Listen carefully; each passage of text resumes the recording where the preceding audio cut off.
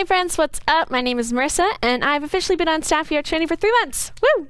A lot has happened in 3 months, and it has been incredibly fun to be part of it all. I had such a good time at the retreat. It was so fun meeting you guys all in person for the first time last week, and I'm thrilled you're in the building watching this right now with your small group. Today I'm jumping into the story. The last time we chatted about the story was about a month ago when we went on a hike together. That feels like ages ago, which is why I'm so eager to dive back into it today. We are meeting the Israelites in chapter 7, pages 89 to 93, which is around Joshua 6 in the Bible. Moses has passed away. The Israelites have finally made it to the land they were promised, but they'll have to fight to get it. To set the scene for you, the Israelites have entered into the promised land, but it's already occupied. So God says to the Israelite leader, Joshua, to walk around the walls of the city of Jericho every day for a week. With all your army and all your priests, you must carry the Ark of the Covenant with you, and you must remain silent. God told Joshua that on the 7th day, after walking 7 laps around the city, the Israelites must shout and blow their horns, and the walls of Jericho will fall. These are pretty specific instructions, but God has a plan. Now, Jericho was no small farm town. It was a well-fortified city with a huge wall. The Israelite army was massive, but the wall was bigger. So they did as God instructed, each day walking all the way around the city, and when the 7th day came, they shouted praises, blew their trumpets, the walls of Jericho fell, and the Israelites were able to overtake the city. God's plan worked.